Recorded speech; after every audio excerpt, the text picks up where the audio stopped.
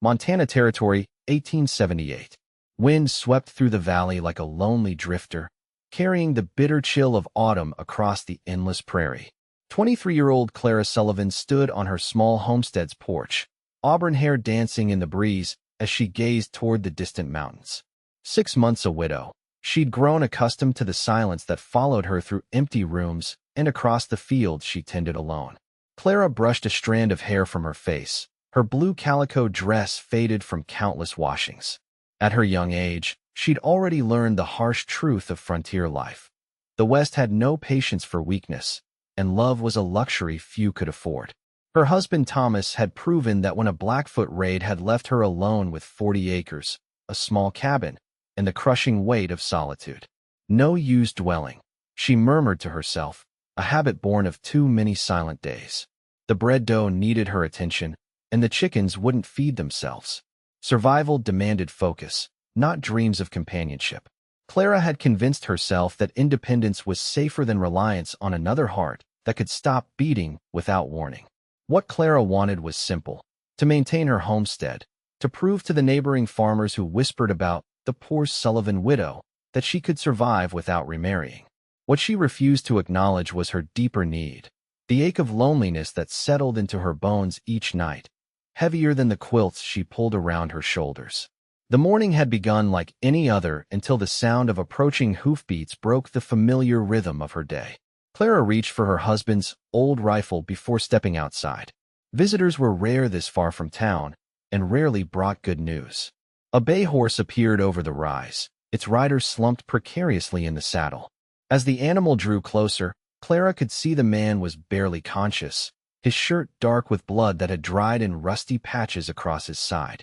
Despite her wariness of strangers, something in her chest tightened at the sight. "Please," the young man called weakly, his voice carrying across the yard. "Water." The horse stopped at her fence line, and before Clara could decide whether to help or send him on his way, the stranger pitched sideways from the saddle. He hit the ground with a dull thud that made her wince. Clara hesitated only a moment. Whatever dangers this man might bring, she couldn't leave him bleeding in her yard. Her mother had raised her better than that, and 6 months of widowhood hadn't hardened her completely. The man was younger than she'd first thought, perhaps 25, with a strong jaw shadowed by light stubble. His breath came in shallow gasps as she knelt beside him.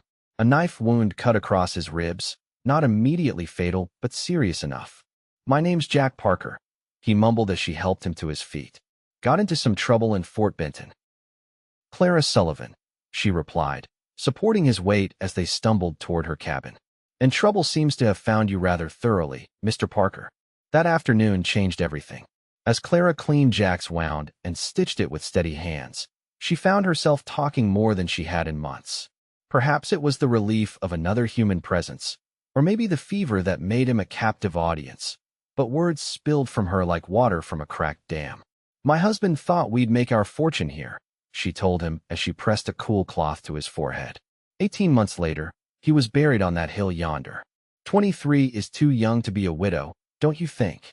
Jack's eyes, a startling green against his sun-browned skin, focused on her with surprising clarity. 25 seems too young to die from a knife wound over a card game, he replied, wincing as he shifted. Clara smiled despite herself. "Then we're agreed.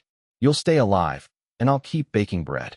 That first night, Clara sat beside her unexpected patient until dawn, watching for signs of worsening fever. She told herself it was Christian charity, nothing more. The flutter in her stomach when Jack murmured thanks in his sleep was simply relief that he might live. Attachment was a risk she couldn't afford to take again. By the third day, Jack was strong enough to sit up and eat the rabbit stew Clara prepared. He watched her move around the cabin with eyes that missed nothing. "You've done this all alone?" he asked as she kneaded dough for the next day's bread. "The fields, the livestock, everything?" Clara's hands stilled momentarily. "What choice did I have? The land doesn't care that I'm a woman alone. Most would have sold and returned east. This is my home now," she said firmly, punching the dough with perhaps more force than necessary. "I won't be chased away by hardship." Jack's admiration was visible in his expression. "You're unlike any woman I've met, Mrs. Sullivan. And you're unlike most cowboys who pass through," she countered. Most don't apologize when fever makes them sick on a woman's clean floor. Their laughter filled the small cabin, and Clara realized with a start that she'd forgotten the sound of her own mirth. Something dangerous was happening, connection forming where she'd sworn to remain detached. As October turned toward November, Jack regained his strength. He began to help around the homestead, first with small tasks and later with the heavier work Clara had struggled with alone. They fell into a rhythm together, an unspoken partnership that neither acknowledged directly. "You never said what brought you this way," Clara mentioned one evening as they sat on the porch, watching twilight paint the prairie in purple shadows. Jack was quiet for so long she thought he might not answer. "I've been drifting since the war ended. Took work where I found it, cattle drives mostly. I was headed to Oregon when some men recognized me from a misunderstanding in Kansas. A misunderstanding that earned you a knife wound." His smile was rueful. "I was accused of cheating at cards. I wasn't, but men with whiskey in their bellies rarely need facts to feel righteous." Clara studied his profile in the fading light. "And before the war, did you have a home?" "Virginia," he said softly. "But there's nothing left for me there now." Something in his voice made Clara bold enough to ask, "Family?" "All gone. Father at Antietam, mother from typhoid the year after. The farm was sold for taxes." Their eyes met in the gathering darkness, and Clara recognized her own loss reflected there. Two souls adrift, clinging to whatever remained after the tide of violence had receded. "The bread should be ready," she said, suddenly uncomfortable with the intimacy of the moment. "You need to keep your strength up if you're to help with the Northfield tomorrow." Jack nodded, but caught her hand as she rose. "Thank you, Clara. Not just for the care, but for—" He hesitated, searching for words, "for making me feel human again." Clara withdrew her hand, heart pounding. "It's nothing more than anyone would do." "We both know that's not true," he replied, but didn't press further. As they worked side by side in the following weeks, Clara found her carefully constructed defenses weakening. Jack never pried, but his steady presence and quiet strength became a comfort she hadn't known she was missing. He told stories of cattle drives in frontier towns that made her laugh, and listened to her memories of Thomas with respectful attention. When the first snow fell in early December, Clara realized with alarm that she could no longer imagine the cabin without Jack's tall frame bent over her small table, his boots by the door, his voice filling the spaces between her thoughts. "You're nearly healed," she said one morning, as casual as she could manage. "I expect you'll be wanting to continue to Oregon soon." Jack looked up from where he was repairing her husband's old saddle. "Are you eager to be rid of me, Mrs. Sullivan?" I wouldn't want to delay your plans," Clara stammered, busying herself with breakfast preparations to hide her flushed cheeks. "My only plan was to stay alive," Jack replied lightly. "Thanks to your care, I've accomplished that quite handily." Before Clara could respond, the sound of approaching riders silenced them both. Jack moved to the window, his expression hardening as he counted 4 men on horseback. "Stay inside," he ordered, reaching for the rifle above the door. "This is my home," Clara protested. "I won't hide." Jack's eyes flashed with an emotion she couldn't name. "Those men aren't here for a social call, Clara. They're the same ones who did this." He gestured to his side where the knife wound had healed to an angry red scar. Clara's blood went cold. "Why would they follow you all this way?"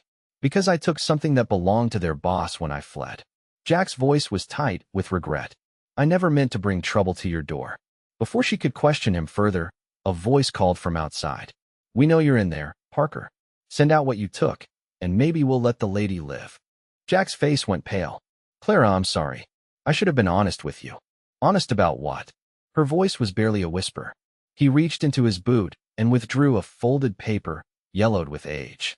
"This deed proves that Gerald Whitfield stole his ranch from the original homesteaders during the war. I was delivering it to their son in Oregon when Whitfield's men caught up to me." Clara stared at him, understanding dawning. "You're not just a cowboy." Jack shook his head. "I was a lawyer before the war. Not much call for that skill on cattle drives, but when I learned what Whitfield had done..." He trailed off. "I couldn't stand by." The revelation hit Clara like a physical blow. Jack Parker, the drifting cowboy who'd stumbled into her life bleeding and half-conscious, was fighting for justice in his own way. The man she'd nursed back to health. The man she was falling for despite her best efforts. was risking his life to right a wrong done to strangers. "How many men ride with Whitfield?" she asked, making her decision in that moment. Jack looked startled. "Clara, you don't— How many?" 10, perhaps 12. "These four are just the advance party." Clara nodded and reached for her husband's shotgun. "Then we'd best give them something to think about before the others arrive." The firefight that followed would later become legend in the county. The Sullivan widow and the lawyer-turned-cowboy held off Whitfield's men from dawn until dusk, using every advantage the small homestead offered. When Sheriff Davis finally arrived with a posse from town, summoned by a neighbor who'd heard the shooting, they found 3 wounded outlaws, 1 dead, and Clara Sullivan calmly brewing coffee as Jack Parker stood guard. "Whitfield's been running roughshod over this territory for years," the sheriff said after taking statements. "This deed might finally be enough to bring him down." Clara watched Jack speaking with the lawman, seeing him truly for the first time, not as the injured stranger she'd saved, but as a man of principle and courage. The revelation should have comforted her, but instead it filled her with dread. Once the deed was delivered, what reason would Jack have to stay? That night, after the sheriff departed with his prisoners and promise of protection, Clara and Jack sat before the fire in silence. The aftermath of violence hung in the air between them, along with unspoken truths neither was brave enough to voice. "I'll leave at first light," Jack finally said. "I've put you in enough danger." Clara's hands trembled as she folded laundry that didn't need folding. "And go where?" "Whitfield will have men watching every trail out of the territory. I gave my word to deliver that deed. A man's nothing without his word." "And what about your promise to help with the Northfield?" Clara's attempt at lightness failed as her voice cracked. "The winter wheat won't plant itself." Jack crossed the room in 2 strides, gently taking the cloth from her hands. "Clara, look at me." She raised her eyes reluctantly, afraid of what she might reveal. "I can't stay," he said softly. "Not while I bring danger to your door. You've rebuilt your life here. I won't be the reason you lose it. And if I said I found something more precious than land since you arrived?" The words escaped before Clara could stop them, hanging between them like a revelation. Jack's expression shifted, hope warring with resolve. "Clara, I—" A shot shattered the window, sending glass spraying across the floor. Jack tackled Clara to the ground as bullets splintered the doorframe. "Whitfield," he growled, reaching for his gun, "must have sent more men when the others didn't return." For 3 terrifying days, they endured a siege. Whitfield himself arrived on the 2nd day, his voice carrying across the yard with promises of vengeance. Ammunition ran low, food lower. On the 3rd night, as they huddled in the root cellar beneath the cabin, Jack made a devastating confession. "They don't want the deed anymore," he whispered, cradling Clara close as explosions rocked the ground above. "Whitfield knows it's been copied and sent to the territorial judge. This is about revenge now." Clara understood the implication immediately. "He won't stop until you're dead." "Until we're both dead," Jack corrected grimly. "You're a witness now." In that moment, trapped beneath the earth while men sought their destruction above, Clara faced the truth she'd been denying since Jack arrived. She had fallen in love again, against all her determination to remain self-sufficient and alone. "I was wrong," she said, her face illuminated by the faint light of their single lantern. "When Thomas died, I convinced myself that love was a weakness I couldn't afford, that needing someone would only lead to more pain." Jack brushed a tear from her cheek. "And now I know that surviving isn't living. All these months I've been proud of my independence, but I've been half alive, Jack." She took a shuddering breath. "If these are our last hours, I want you to know that you woke something in me I thought had died with Thomas." Above them, the sound of galloping hooves and shouting voices penetrated their sanctuary. Jack tensed, listening. "That's not Whitfield's men," he said suddenly. "That's—" The cellar door flew open, revealing Sheriff Davis and a dozen armed men. "You two still alive down there?" The governor sent the militia when he heard Whitfield was raising an army to attack a war widow. The aftermath was chaotic. Whitfield was arrested, his men scattered or captured. The homestead had suffered, the barn burned, windows shattered, fields trampled, but the house still stood, and so did they. As dawn broke over the damaged farm, Jack found Clara standing amid the wreckage of her garden, face lifted toward the pink-streaked sky. "It can be rebuilt," he said gently, coming to stand beside her. Clara nodded. I know. I've done it before. Jack took her hand, his expression solemn. Clara Sullivan, I came to your door half dead, with nothing to offer but trouble. You saved my life with your bread and your care, never asking for anything in return. She smiled at the memory of that first day, so distant now. The bread was a bit overdone. I was distracted by the bleeding stranger in my yard. It was the finest meal I'd ever tasted, Jack insisted, his voice growing serious. Because it came with kindness when I expected none. He took a deep breath. I have to deliver this deed to Oregon. I gave my word.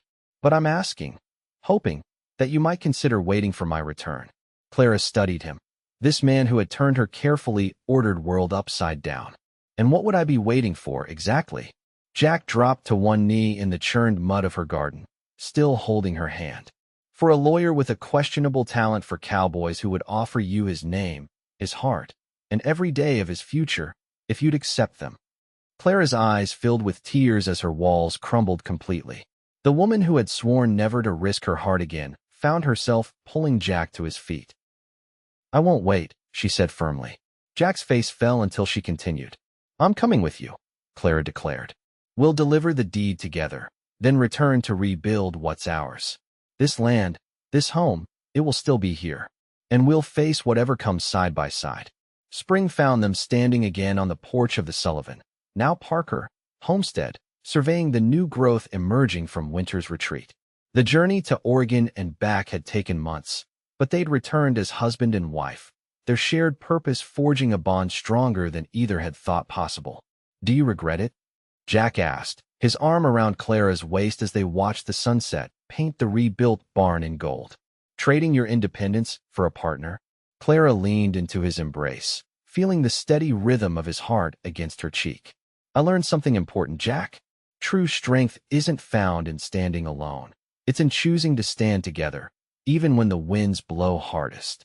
As twilight settled over the Montana prairie, Clara and Jack Parker stepped into their home, no longer two wounded souls seeking mere survival, but partners who had discovered that love, even on the unforgiving frontier, was the surest foundation for rebuilding what had been broken.